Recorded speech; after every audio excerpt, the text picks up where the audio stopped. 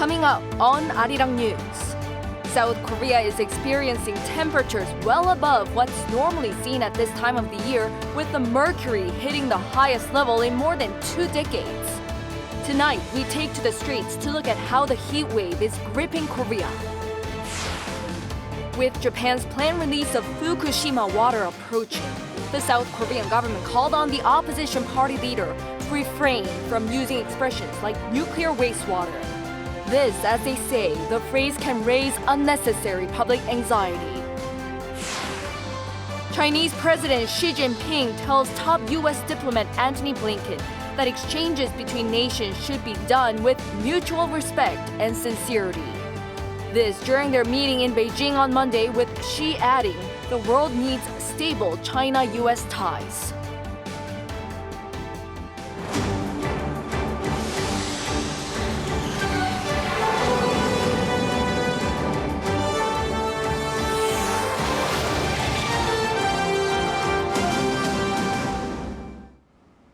Good evening, it's 9 p.m. here in Seoul.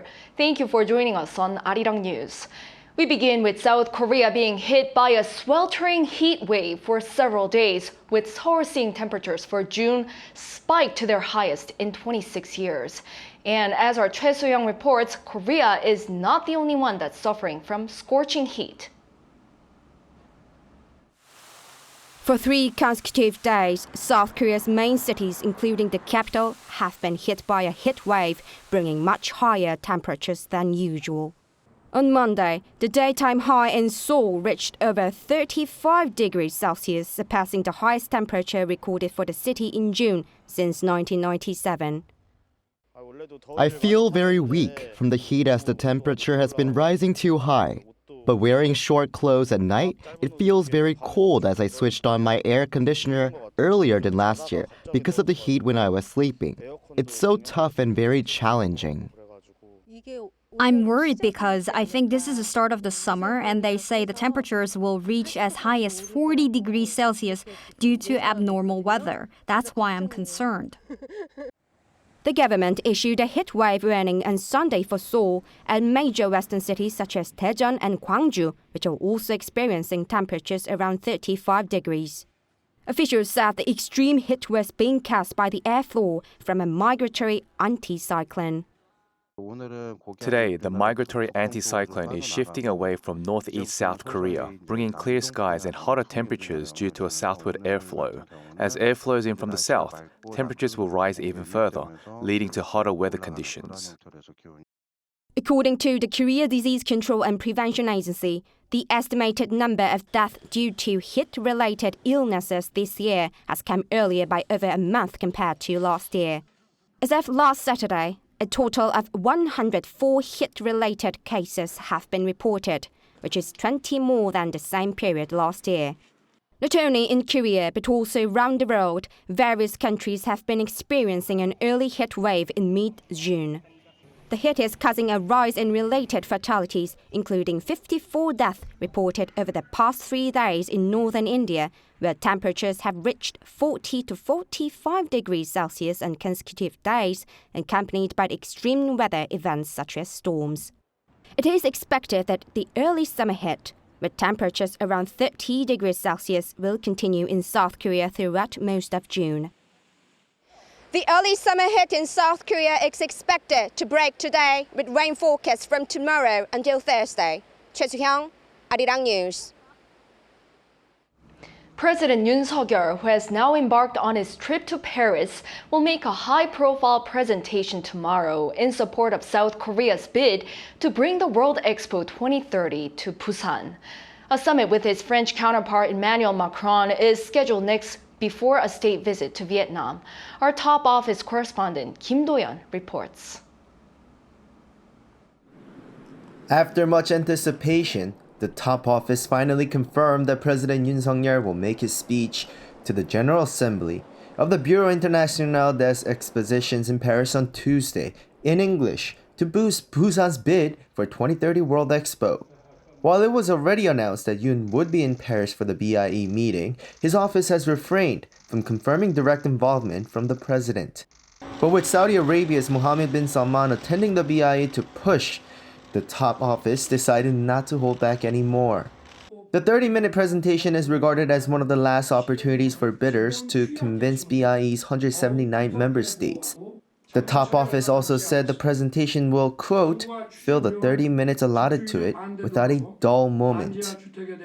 179개 회원국이 모두 참석하는 총회에서의 이번 프레젠테이션은 부산 엑스포가 가진 차별화된 비전을 보여주는 기회가 될 것입니다.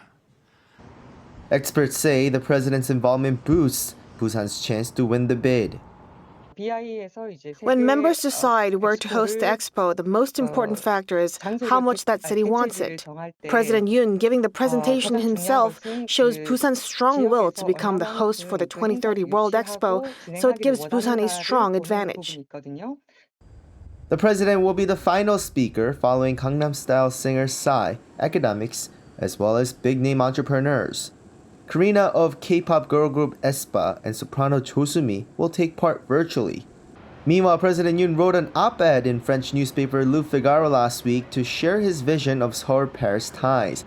He expressed his commitment to joining hands with France on security issues, including North Korea and the war in Ukraine, saying that rules-based global order and peace are under threat amid intensifying conflict between liberal democracy and authoritarian forces. He said he will work with NATO members, including France, to restore peace in Ukraine. He also described Busan as the port city where young French soldiers landed during the Korean War to help defend South Korea, and a place that was once filled with war refugees only to become the city with the second largest transshipment volume in the world. As for his overseas trip, President Yoon, after his BIE presentation, will meet with French President Emmanuel Macron before a state visit to Vietnam on Thursday. 김도현, Arirang News. With Japan's Fukushima water release approaching, amid the issue becoming more politically charged in neighboring Korea, the government says it opposes instigating public anxiety with provocative expressions apparently targeting the main opposition. Our political correspondent Han Sung-woo has more. Without referring to him by name, the South Korean government has asked the chairman of the main opposition, Democratic Party of Korea, Lee Jae-myung, to refrain from using expressions like nuclear wastewater to refer to the radioactive water Japan plans to start discharging from Fukushima into the Pacific Ocean this summer. Choosing to use words like that stimulate excessive and unnecessary anxiety among the public, and the contraction in consumption that comes with it can inflict irreversible damage on fishermen and the fisheries industry as a whole. Vice Minister of Oceans and Fisheries Song Sang-geun added during Monday's regular briefing on the Fukushima wastewater issue that recent news articles reporting that the contaminated water can reach the East Sea 5 to 7 months after being discharged is not true.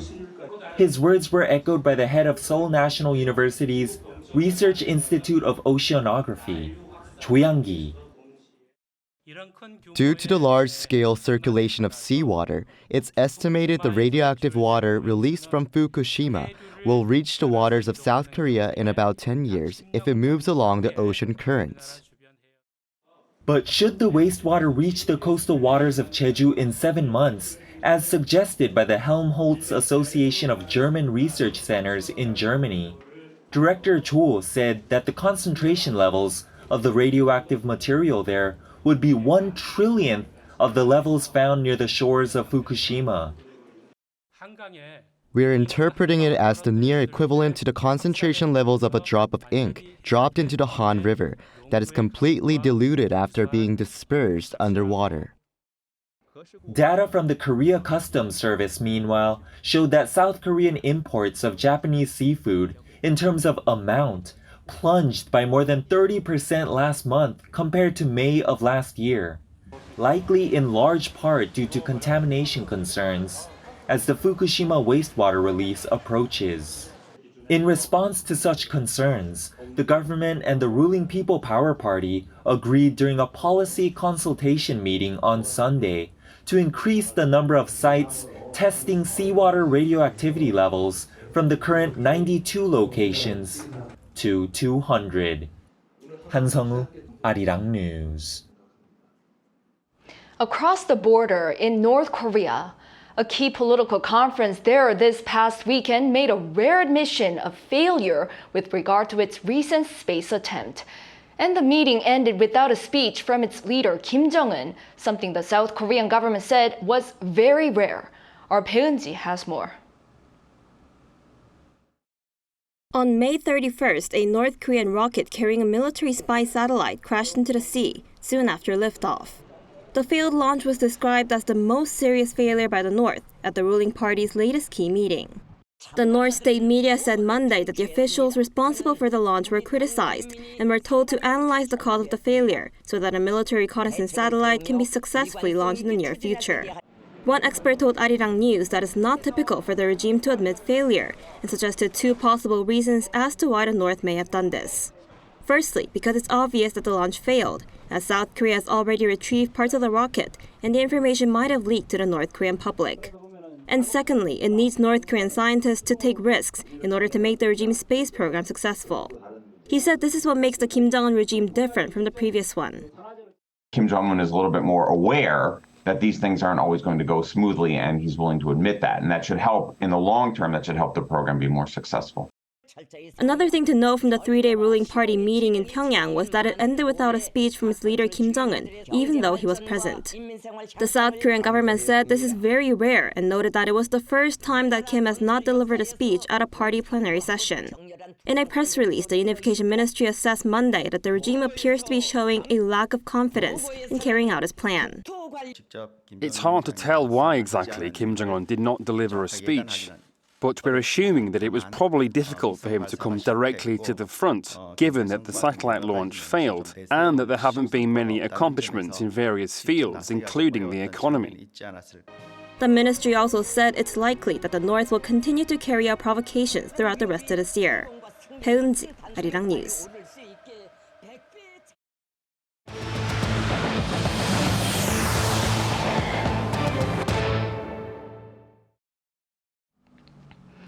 Chinese President Xi Jinping has told U.S. Secretary of State Antony Blinken that communication between the two countries should be based on mutual respect and sincerity. The comments were made on Monday at the People's Congress on the final day of Blinken's visit to China. Xi also said that he hopes the bilateral relationship can become more positive as a result of the visit and that the world needs stable U.S.-China ties. Furthermore, he highlighted that the progress has been made on certain issues, including the Ukraine war, North Korea, and Taiwan, which was discussed between President Biden and Xi during last year's G20 summit. Blinken is the first U.S. Secretary of State to visit Beijing in 5 years, and his visit comes amid heightened Washington-Beijing tensions. In other news, the government here has reportedly urged the U.S. to clarify its electric vehicle regulations under the Inflation Reduction Act. According to the U.S. government, Seoul is taking issue with the definition of the phrase foreign entity of concern, which currently includes companies associated with the governments of China, Russia, and other certain states. The issue is that the phrase can be interpreted to include almost all Chinese companies, as no further specification has been made. Seoul has reportedly called on Washington to also take into account the global interdependency of battery supply chains. Under the U.S.'s Inflation Reduction Act, vehicles that use batteries that contain any critical minerals sourced from a foreign entity of concern will be excluded from subsidies from 2025. The South Korean won recorded its highest level against the Japanese yen in 8 years, with the exchange rate dropping to the 801 range per 100 yen at one point on Monday morning. As Tokyo maintains its monetary easing policy, more people in Korea seem to purchase yen. Chung Eun-ju has the details. The Korean won on Monday hit the 801 range per 100 Japanese yen for the first time in 8 years. As of 8:23 a.m., the arbitrage exchange rate using the dollar as the intermediary currency touched 897.49 won per 100 yen before rising slightly to the 901 range. The last time the 1 yen exchange rate dropped to the 801 range was in June 2015. The latest slide in the yen comes as Tokyo continues to maintain its monetary easing policy despite the rate hikes carried out by other major economies, including the United States and Europe. The Bank of Japan decided to keep short-term interest rates in the negative territory of 0.1% on the 16th, and the 10-year government bond yield at around 0%. This approach has caused the yen to depreciate, while the recent increase in the won's value due to expectations that the country's semiconductor market will recover has also affected the yen's drop. As the Japanese currency weakens, more people in South Korea are buying yen. According to market data, the amount of Japanese currency sold in South Korea's 4 major banks came to 30.16 billion yen, or roughly $213 million in May, soaring from 6.28 billion yen tallied a year earlier. The amount in deposits in the yen at those 4 banks also surged 16% from 697.8 billion yen in late May to 810 billion yen this month. The increase is attributed to eased COVID-19 travel restrictions, which have spurred more people to travel to Japan and people purchasing Japanese currency for future profit. 정은주, Arirang News. Shifting gears, main opposition Democratic Party of Korea leader Lee Jae-myung slammed the Yoon administration's past year in office on Monday. In a negotiating body speech at the National Assembly, Lee pointed to what he called the government's incompetence in 5 sectors, namely the people's livelihoods, politics, foreign affairs, public safety, and even toward South Korean citizens themselves. The opposition leader mentioned the controversy surrounding Japan's release of radioactive water into the sea, suggesting that the government, together with the international community, should be open to the idea of providing financial assistance to Japan to store the water. Regarding relations with China, Lee said efforts must be made to resume supply chain cooperation with Beijing, while North Korea being another reason for cooperation. He also vowed to push for a supplementary budget worth around $27 billion to support small and mid-sized companies and to assist people with their housing costs. Material not covered in public education will be excluded from the annual College Scholastic Ability Test, also known as Suneung, here in Korea. This intention follows talks between the government and ruling party at the National Assembly on this Monday, during which officials also spoke of seeking ways to enhance the testing format to ensure an appropriate level of difficulty. In particular, Education Minister Lee Ju-ho took issue with the so-called killer questions on material not covered at schools, forcing students to seek often costly private help at cram schools.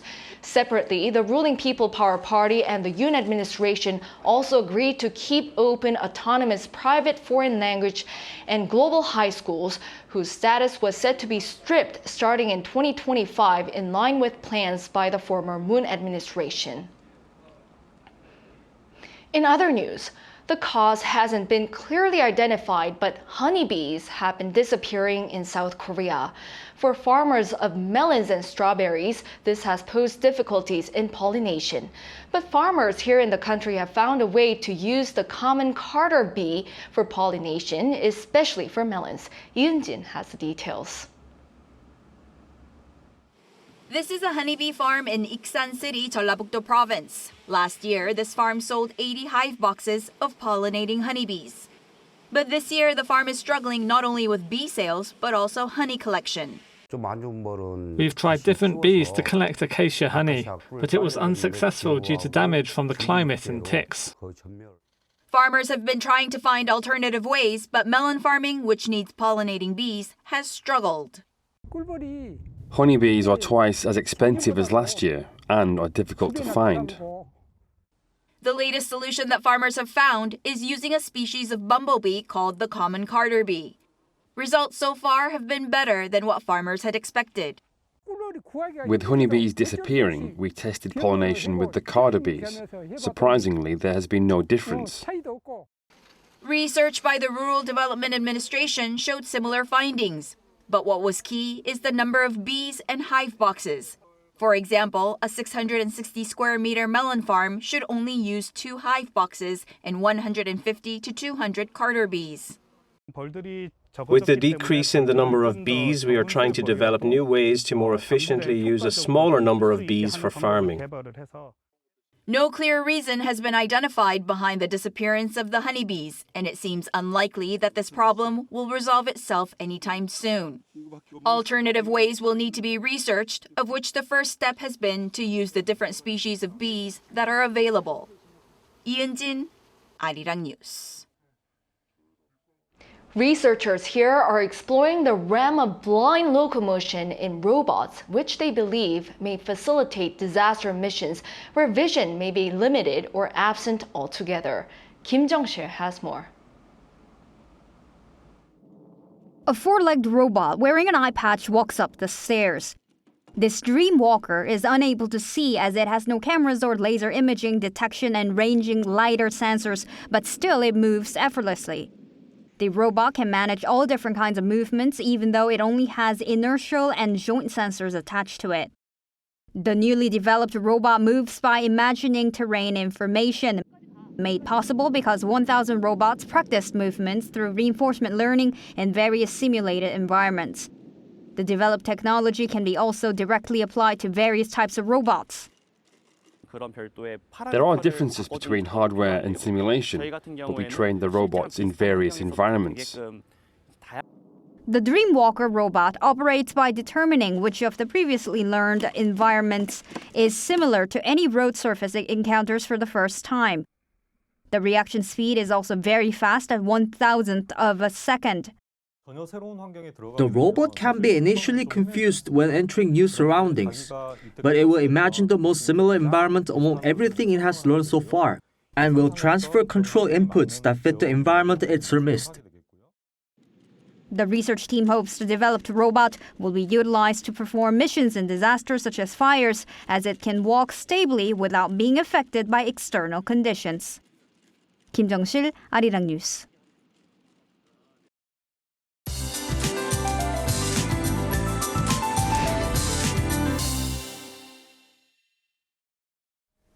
Temperatures will drop a tad tomorrow, but conditions will still be sweltering.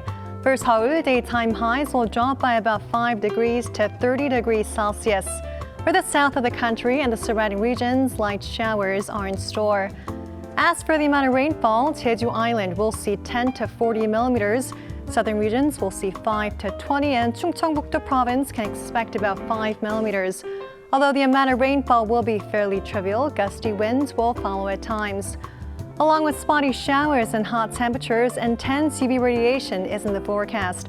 As you can see, most regions will see UV ray index in the high to very high range. Make sure to wear your sun protective items when heading out. Morning temperatures will be in the similar range for tomorrow. Seoul will be starting off at 23 degrees. And rainy spells will be widespread for the daytime. Seoul will get up to 30 degrees, Daejeon 29, Gyeongju and Busan will be topping out at 26 degrees. The entire nation will see showers this coming Wednesday. That's all for now, and here are the weather conditions around the world.